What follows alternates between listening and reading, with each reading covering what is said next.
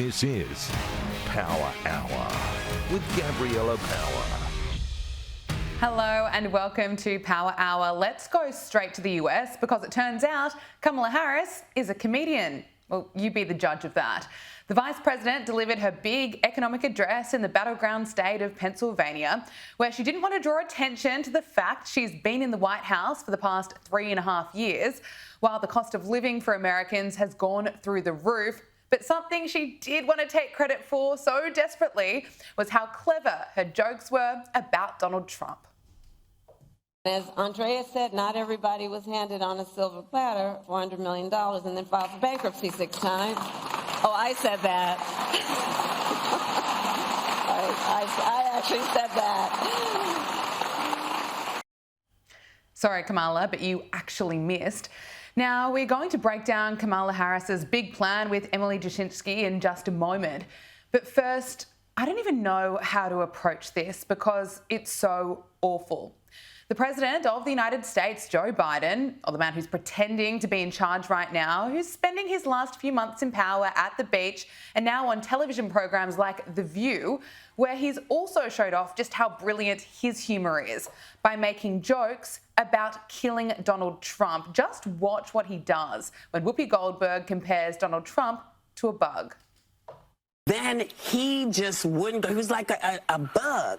He just kept being there. He was like a bug right there. Zzz. So you felt...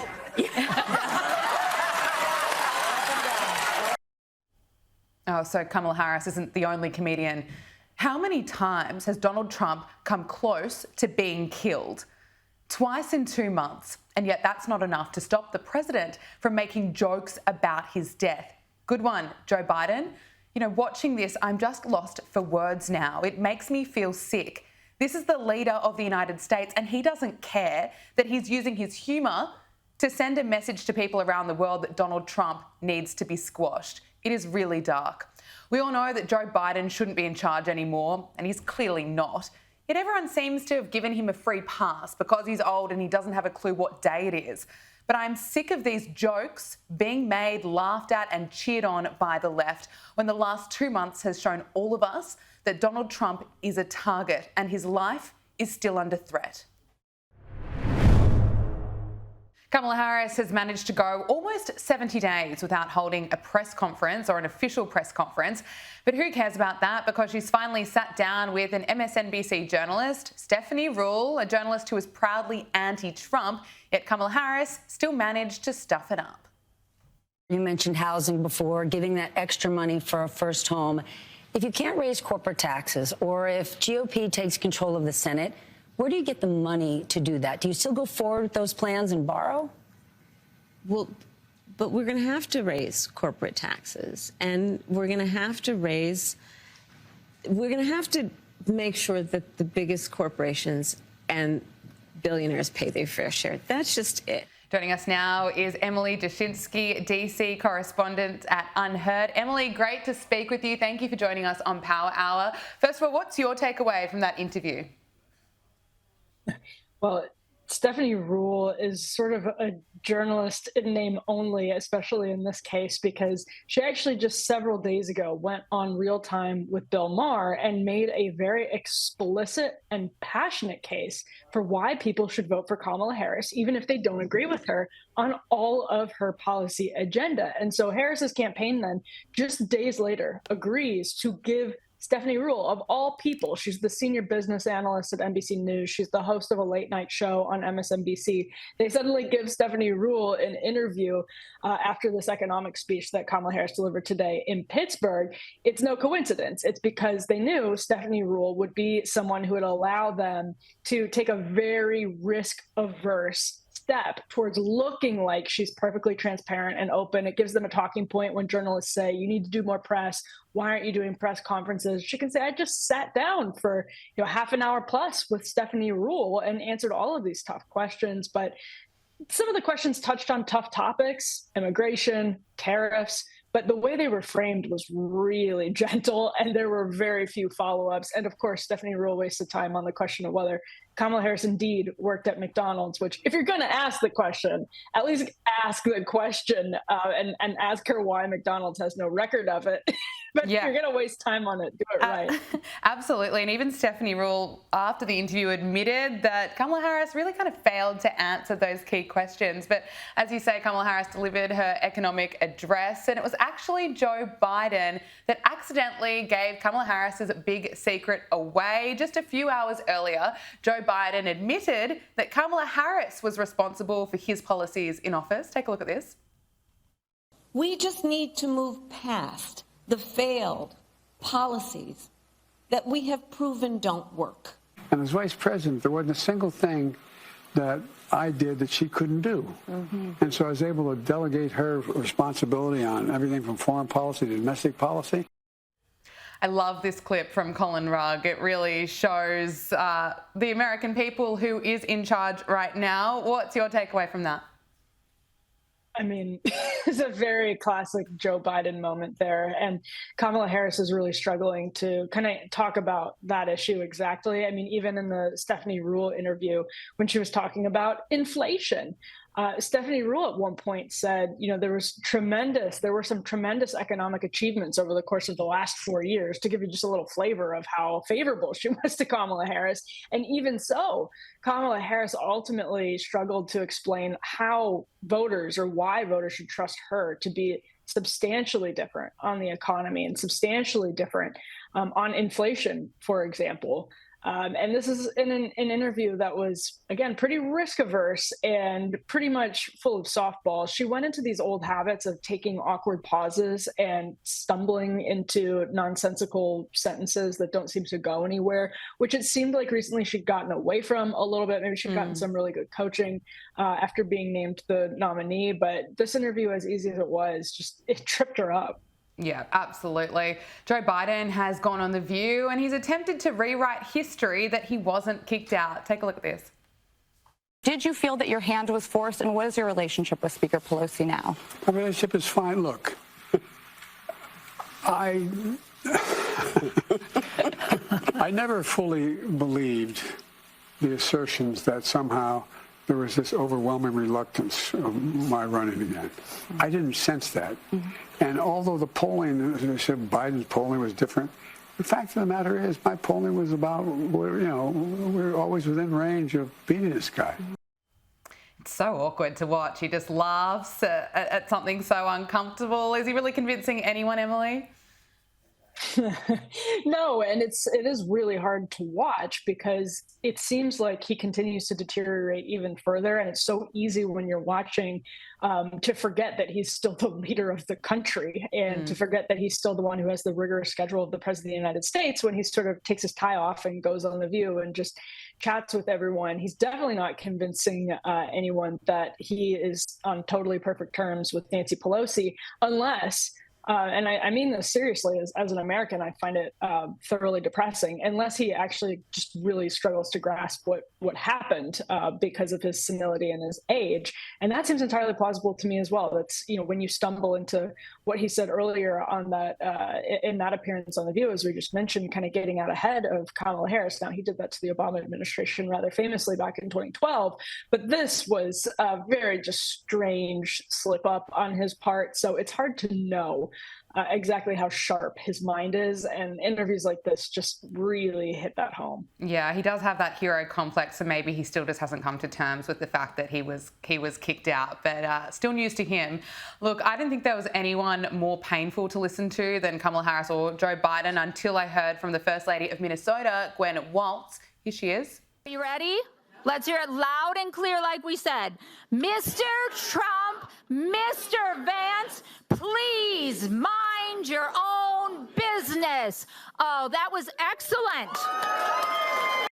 She needs to stop. If she wants to really help her husband, Tim Walz, she actually needs to stop. This follows that appearance she made last week where she was saying, we're going to do bye-bye to Donald Trump, treating the audience at a rally as though they were like kindergartners who had to turn the page. She was doing the motion. Forgetting that Joe Biden's the president. It's so weird. And she actually, when Tim Walz was named VP, had a moment that gave a lot of people pause when it was dug back up. And it was her talking about how she had opened the windows of their Minneapolis home to smell the fires of the riots in 2020 that happened while Tim Walz was governor of Minnesota. A very famous moment in modern American history at this point when Minneapolis was burning. And she said she opened the windows of the home just to smell the fires coming from the riots. So she's not exactly coming across as like typical American housewife, if that's what they're going for. It's coming across a little bit darker than that, to be honest. Next week, we will see Tim Walz and JD Vance take to the stage in a debate. What are you expecting from this? It's a good question. You know, I think a lot of people on the right underestimate Tim Walz's appeal with sort of people in the suburbs. Now, if you look in Minneapolis, or if you look in Minnesota, I should say, he's actually never really done particularly well with rural voters. They've voted for people other than Tim Walz, in fact, even though national Democrats are advancing him as some sort of rural American whisperer. But with suburban voters, there's something that could really make them more comfortable with this sort of affable, middle-aged assistant football coach. If Tim Walz, if a version of Tim Walz that's, you know, kind of good at campaigning comes out, JD Vance, I think, can come across as harsh. I, you know, personally like JD Vance, and I think he can come across really well. But if you're pushing him to talk all day about issues where he's uncomfortable right now, talking about the differences between him and Donald Trump on abortion, that's an issue that's going to be better for Tim Walz, and Tim Walz is going to be more comfortable with it. He's not the worst politician in the world. I think he's kind of a weird guy, but he's at least, you know, he's not his wife. I'll say that. Right. Okay. And what impact do you think it will really make to the campaign? Are people really paying attention to these two? No, it'll have very little effect on the campaign, but it'll be a very big moment for, I mean, I think for understanding where the country is headed. I think a lot of people will be watching it with curiosity because these two men are now new celebrities. Yeah. And it'll drive the news cycle. There's no question about it. It'll drive the news cycle. I don't think it will weigh on the minds of many voters, though, when they actually go to cast their ballots. Now let's look to Donald Trump. Ryan Wesley Routh has been charged with attempted assassination after allegedly spending 12 hours on Donald Trump's golf course in Florida.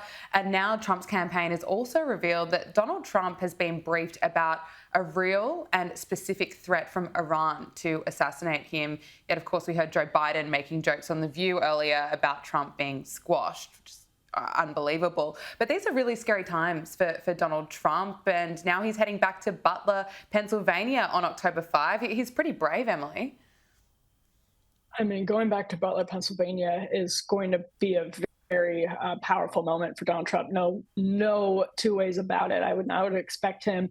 One thing that, you know, I say this not cynically, as though he's just capitalizing the political benefits of it. I don't mean that. There are though, obviously, political benefits to be gained from looking strong and from looking like you're just facing down your enemies. And that's what I would expect Donald Trump to really, really emphasize when he's back in Butler. Now, I'm curious to see how partisan the speech is, because a lot of people expected the RNC speech to be this move to the center, to be an appeal to persuadable voters. And it started that way. And then when he went off script, it got very partisan, much to the dismay of some of his staff. But that's Donald Trump. And, you know, I have a hard time imagining he goes to Butler and is, you know, some sort of milquetoast, mushy middle type of guy. So I think he's looking for a really big moment. Absolutely. Well, we will wait and see. Of course, praying for his safety after what's happened over the past couple of months. But Emily Dushinsky, Unheard correspondent, or DC correspondent at Unheard, I should say. Thank you so much for joining us. Thank you for having me.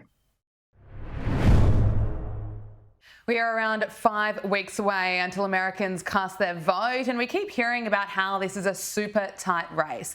Well, according to 538 national polling, Donald Trump is leading Kamala Harris as the preferred president, 48% to 46%. But as we know, it's the battleground states that will decide who's the next commander-in-chief.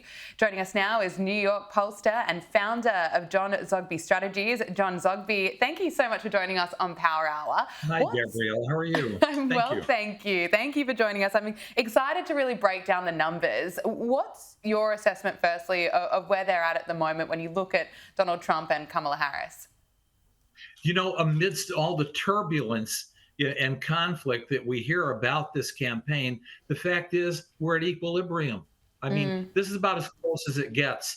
And, you know, there may be an event and Kamala Harris gets a bump, and an assassination attempt, Donald Trump gets a bump. But the fact of the matter is, it always finds its way back to about as close to a tie as you can get. Yeah, it's interesting. A Quinnipiac University national poll showed that Donald Trump is just ahead at 48% to Kamala Harris's 47%.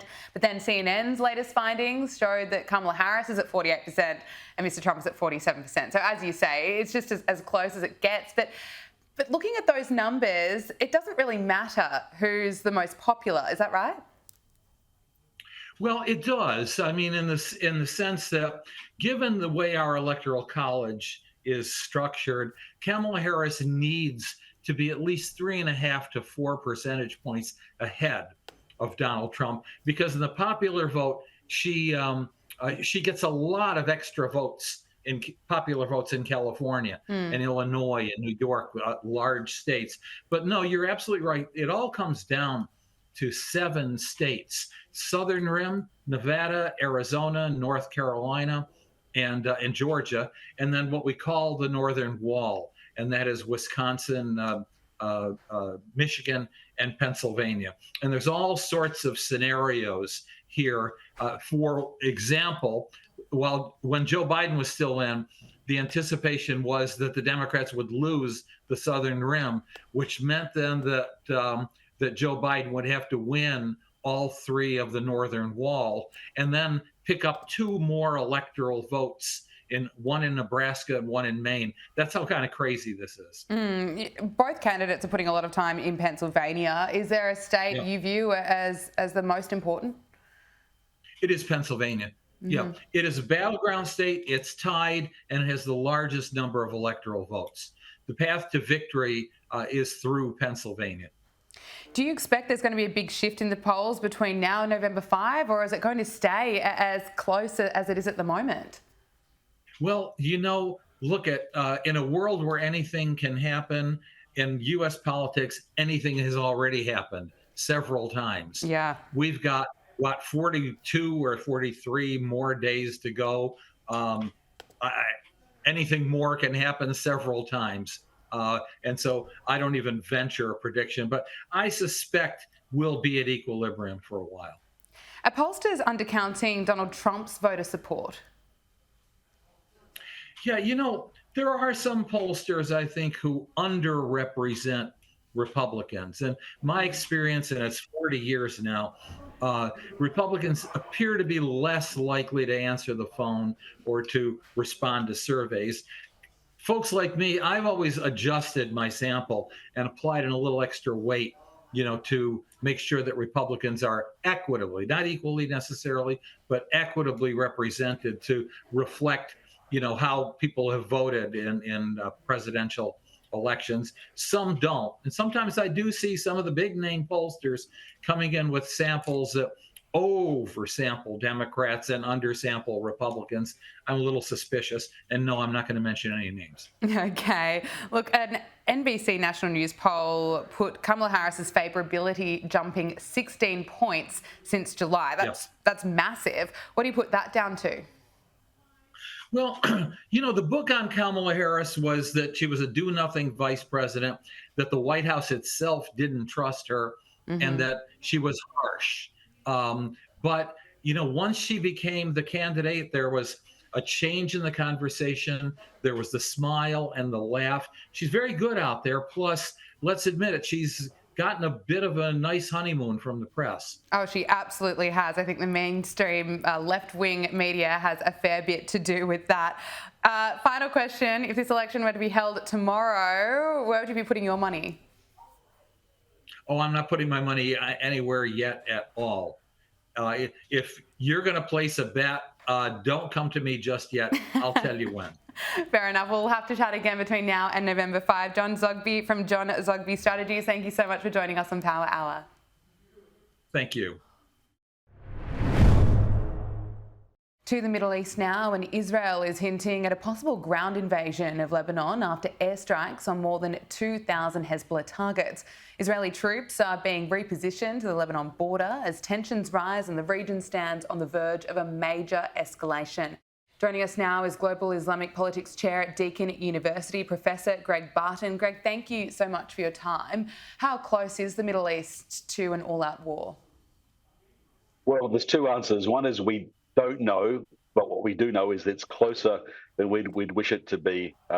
We don't know how much of what Israel is saying and its positioning of troops is simply sort of playing a game of bluff. There has been a game of bluff being played with Hezbollah, clearly, but we also know that it has serious consequences. The death toll of, perhaps 600 people so far is already approaching about a half of that occurred in the war of 2006.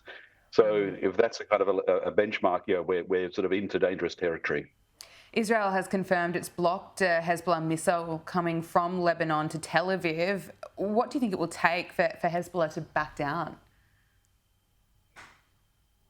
I wish I knew the answer to that, Gabriella.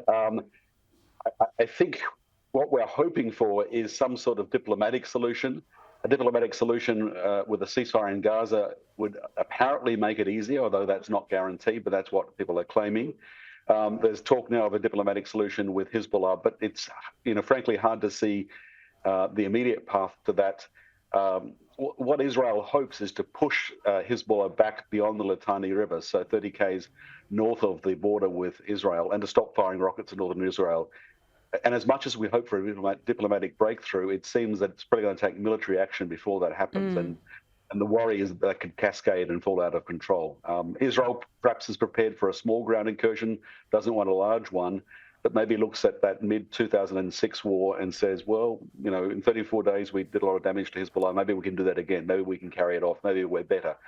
But of course, Hezbollah is much stronger today than it was in 2006. So that's a big risk. What would an all-out war mean for the rest of the world? Well, when we say all-out war, it could occur in stages. So first of all, the IDF sending troops across the border into southern Lebanon, trying to deal with Hezbollah, perhaps ending up with something like the July 2006 war that went for 34 days, didn't destroy Hezbollah. In fact, Hezbollah is much stronger today than it was then. It did a lot of damage to Hezbollah. In a sense, no one won from that. If Iran gets dragged in, Iran so far hasn't been a participant, but if it does participate, then we could end up in a regional war. We have Shia militia aligned with Iran and Hezbollah in Iraq and Syria. They could join in. All it takes is somebody to make a mistake, for a missile to fall short, to hit a single civilian target, and then this escalates very quickly. What other options are there for Israel at the moment? The country's been repeatedly targeted by Hezbollah, and it's right now fighting the war in Gaza as well. Yeah, look, Israel's in a very bad place, and some would argue, many critics in and outside Israel would argue that things could have been and should have been done better. Hamas has not destroyed in Gaza, even though it's badly damaged, but the Gaza Strip, of course, is very heavily damaged and at a very high cost. Israel needs to stop the rockets from Hezbollah coming across the border to the north of Israel. Hezbollah claims that if there was a ceasefire in Gaza, it would stop.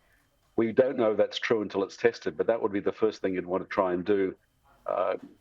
Using military force to repel Hezbollah, we just don't know where the tipping points are. What we do know is that Hezbollah has an arsenal of as much as 150,000 missiles and rockets. Most of them short range and not very accurate, but some of them long range and very accurate. That missile that was intercepted over Tel Aviv is the sort of thing that is feared. Coming in ones and twos, they can probably be stopped. But if they came in swarms, it may be very much harder. So that's the dilemma. Prime Minister Netanyahu has said he wants his people back in the north of Israel, 60,000 people displaced for 11, almost 12 months now. That's an understandable desire, but it's not clear what the plan is for the path to get there. You spoke about a diplomatic solution. We did hear from President Joe Biden speaking at the General Assembly, saying that a full-scale war is not in anyone's interest and a diplomatic solution is still possible and remains the only path to lasting security. We have the US election coming up. What's your assessment of how that will impact the tensions in the Middle East? Well, the danger is that President Biden is in a sort of lame duck period at the moment. He won't be, he's not up for re-election. Of course, Kamala Harris is replacing him. So until the election on November 4th, he doesn't have any real power. And of course, he'll still be president up until January 20, when there's the handover. Netanyahu probably figures that Donald Trump, if he were re-elected, would be more friendly, but no one can be sure of that. He probably fears that Kamala Harris is going to hold him to a tougher line than Biden has, even though Harris is certainly a defender and friend of Israel and will stand up for Israel's defense. That means that there's the risk of something being rushed in the next few months. We don't know why the Mossad pager and walkie-talkie attack went ahead when it did last week. Possibly there was this concern that the plan had been detected and therefore it was sort of a use it or lose it moment. But it was a sort of really elaborate espionage operation, which presumably was intended to be used shortly ahead of a ground invasion of Lebanon. That's not yet happening. So there's a lot of uncertainty, but the sort of general signs point to the fact that Netanyahu is pushing to try and do something in this lame duck period ahead of November 4th, when Biden apparently doesn't have much leverage over him. Having said that, the US aircraft carrier strike group that was based off Lebanon for 8 months moved 2 weeks ago. There's no US aircraft carrier group now in the region. It would take some weeks to get people, forces in position. And America's gone on record saying we are not providing intelligence support to the IDF during this operation in Lebanon. So that's, fairly significant signaling that the US doesn't want to back any adventurous operations in Lebanon. Global Islamic Politics Chair at Deakin University, Professor Greg Barton, thank you so much for joining us on Power Hour. Thank you, Gabriella.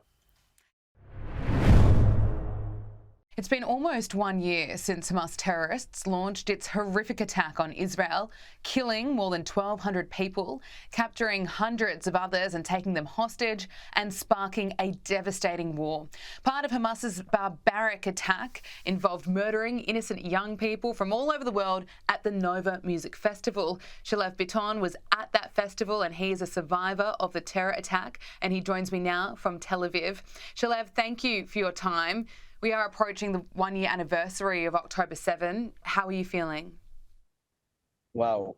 I think personally I can say better, a bit better, because in some way, for myself, I started to do what's called advocacy, to speak about what happened and give presentations and explanations and everything about what happened on October 7th for me. But that's personally. In general, in Israel, life is still difficult right now because of the war and everything, and the hostages are still there, so the situation is pretty tough, still tough for us as Israelis. But I can say for me, much better than the beginning of the year, like last October. How will you be marking October 7? Will you be in Israel? So honestly, I'm supposed to be in San Francisco, in Stanford University, and I invited to speak there in front of, I think it will be the Jewish students, but I hope it will be for everyone, because for me, this is my goal is to share my story for everyone, not only to Jewish. So honestly, I'm not supposed to be in Israel, but I think I will do something very important. So I'm happy to do so. Does it feel like 1 year has passed? What are your reflections of that time? Wow. I think it's the longest year in my life, because I passed through so much things since last October. And I think the whole country, everything is changed. In some things, I have to say in positive way, but most of it in a bad way, not so positive way, and negative way. But I think I'm just until now not 100% realizing what happened. I think this is the most correct answer for me, because every time that I see the TV show that has been made in Israel about my story, I can't believe that I was part of it. It seems like a crazy story that I heard for someone. It's not me. I don't know what is it, but I was there. That's me. Yeah, it would make sense that you would still be processing an event as horrific as that. Are you still haunted by it in any way, or has sharing your story really helped you? So for now, I have to say that speaking about it helped me a lot, because for me it's like every time is to process it again. And so I think I have, it's a very powerful skill to know how to tell your story, because when you do it, you write it. You kind of construct your own narrative about the story, like build your own narrative about the story and about your experience from that day and the month after. So for me, I have to say that speak about it and find that in some way it gives power to people, and it gives me power too. I think in some way I found the gold cycle for me, for trauma, in some way. I don't know. You say Israel has changed in both positive and negative ways. Can you share with us what you mean by that, and what ways are you talking about?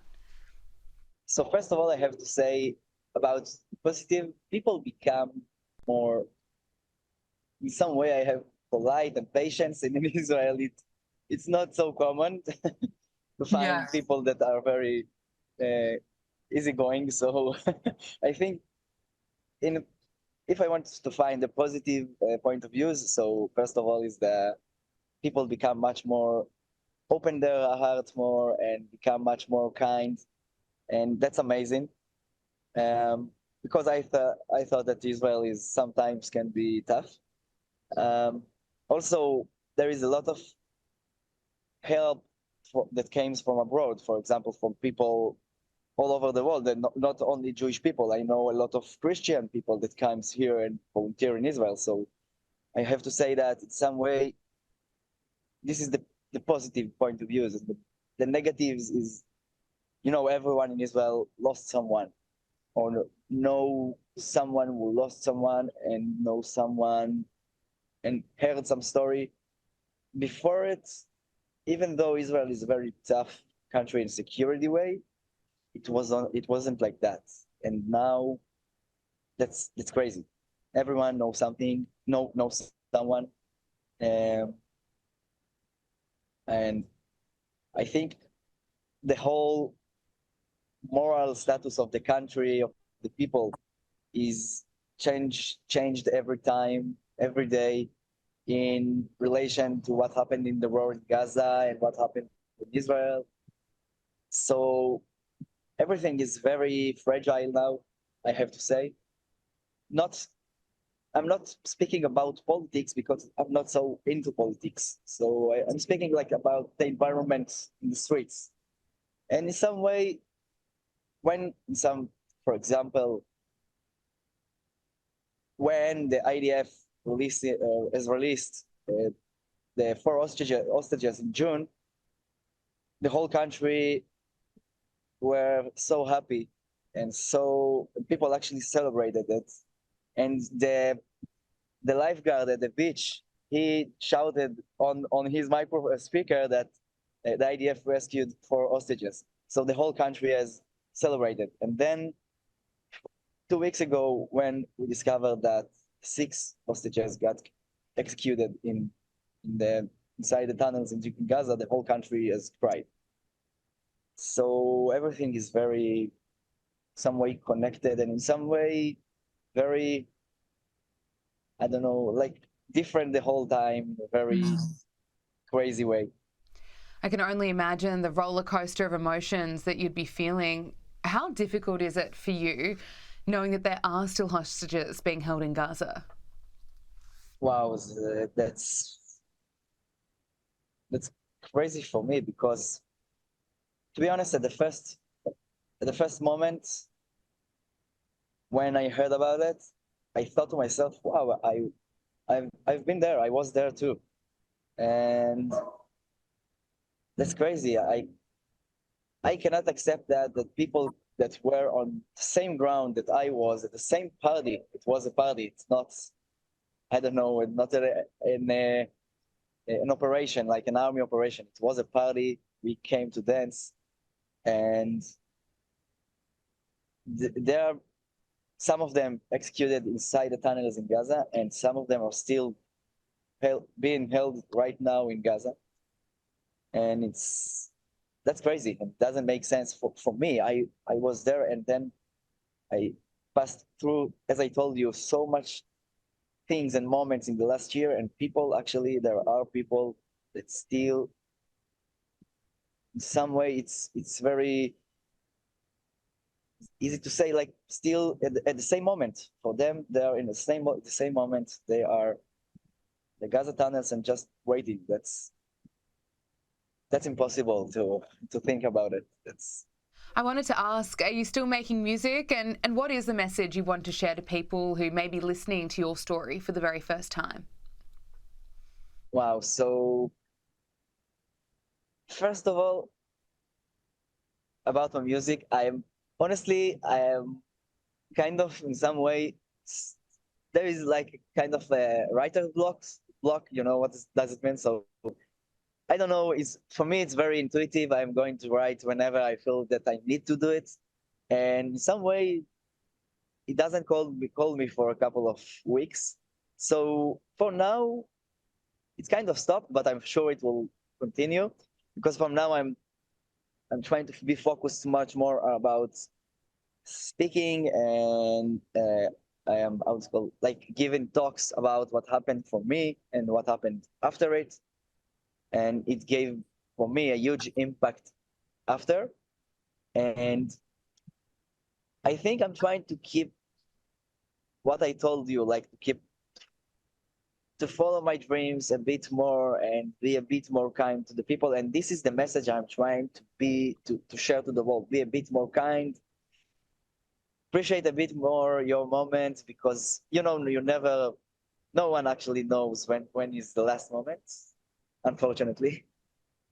So just appreciate a bit moments in your life, and I think our life probably will be a bit better. And I think this is like the thing that I'm trying to be focused on in the previous 2 months and in the next one. And maybe I will connect it I will find a combination with music. One day it will happen I hope in the next couple of months. But I think the last thing that I want to say is, I found that even in Israel, people, in some way, I want to say it like in some correct way and very compassionate way, is take responsibility about yourself. That's like the line, like the topic. But I have to say that about your ideas, educate yourself, study, read a lot, and like ask a lot of questions. Try to find the real truth, not only the videos that ran on Instagram. I think we all kind of losing a lot of information when we are receiving it only from TikTok or Instagram or even Telegram. So just be much more, ask more questions about facts that you read. And I think maybe that will change the story, because in some way I have to tell you that after some conversation, like talks that I had in the US, some woman told me that, I think she was not Jewish, she was Christian. She told me that it's really easy to see the difference between the pro-Palestinians and the pro-Israeli sides, because we are trying to keep it much less violent. Like, there is no violence at all. It's much more quiet and much more showing support than, I don't know, the other side, that it's much more aggressive and much more loud and much more. I think in some way we can see the difference only from this. And if we will find and do our own research behind it, I hope people will find the facts. Shalev Biton, thank you so much for being so generous with your time and sharing your reflections with us. We really appreciate it. So thank you so much, Gabriella, and have an amazing week and great day. Meghan Markle is facing further backlash after a report claimed the Duchess of Sussex allegedly terrorises her Archwell staff. Riley Sullivan is a reporter here at skynews.com.au and he's always across the latest headlines from the royal family. Riley, great to see you. Great to be back. What can you tell us about this latest controversy around Meghan Markle? Right, well, this is really a big update. We've got The Hollywood Reporter, very reputable, very esteemed publication in America, and they've come out with this report saying basically that Meghan terrorises her staff, allegedly, that she is indecisive, that she's powering through the emails at 2 a.m., and it's just this sort of culture of fear and terror at Archwell. And this is major because, of course, this isn't new. We've heard allegations that Meghan allegedly bullied some of her former staff when she was a working royal, but I think that was sort of brushed under the carpet as sort of the British tabloids being against Meghan and Harry, sort of, they're having this vendetta against her. But this is very much different because this is Hollywood, this is her new world, her new life, and they're very similar claims to what we heard a few years ago. Yeah, interesting. Prince Harry is right now in New York without his wife Meghan Markle for a busy week of engagements. What's on his schedule? Right, well, Harry's in New York at the moment. He's there coinciding with a UN sitting week, and he's got a range of charitable engagements, charities associated with Princess Diana, landmines, all of these really amazing causes. And it's Harry at his best. He's back to doing royal engagements, unofficially, of course, but he's doing these charitable things, and he looks royal and it looks great. And having this report about Meghan that is quite negative at the same time, it just makes you think, I wish it was 10 years ago because, when he's there in New York and doing the work and meeting with people, he is great. Prince William and Princess Catherine have reportedly enjoyed some downtime together. It's so nice to see ever since Kate completed her cancer treatment. What do we know about their recent weekend away in Scotland? Yeah, well, this was really refreshing because, of course, Kate has been out of the public eye now for almost a year. She's recently completed her chemotherapy treatment. She's back to, hopefully, her normal self. And she was able to get away last weekend with Prince William. They went to Scotland. They went to Balmoral, which is, of course, the King's holiday residence in Scotland. And it's understood that George, Charlotte and Louis were at home with Middletons, with Kate's parents, and it was just a weekend away for them. And it was, I think, the first time that they've been able to have this kind of time together since her diagnosis. And it's a positive sign. I think it really shows that, that they do have a good marriage and that they are looking to ease Kate back into public life. Yeah, and it's been great to see. I think everyone's been so elated to see her back officially taking part in royal engagements. Now to see them getting away, I think they deserve some time out together. Absolutely. Now, Princess Anne has stepped in for her brother King Charles for a major engagement in the Netherlands. Why are some insiders concerned about the King's latest absence? Right, well, Princess Anne appeared in the Netherlands for the 80th anniversary of the Battle of Arnhem, which was a really historical battle in World War II. Very significant for the Allies. And of course, this was the kind of event that King Charles would usually do. So the fact that it was Princess Anne representing him did make people nervous because, as we know, Charles is still going through outpatient treatment for cancer. And it does beg the question, in the future, is this going to be a more common occurrence? Is it going to be more of Princess Anne, more of perhaps even Prince Edward and Sophie Wessex stepping in these engagements? And it's complicated because obviously we know that King Charles is visiting Australia next month and that'll be a busy tour, and then he's going to the Commonwealth Heads of Government meeting in Samoa. But definitely a little bit somber because we know that Charles is, even though he's putting on such a strong public face, he's still going through treatment. He is. Riley Sullivan, thank you so much for joining us on Power Hour. Thank you. That is Power Hour. Thank you for your company. Make sure you subscribe to Sky News Australia on YouTube.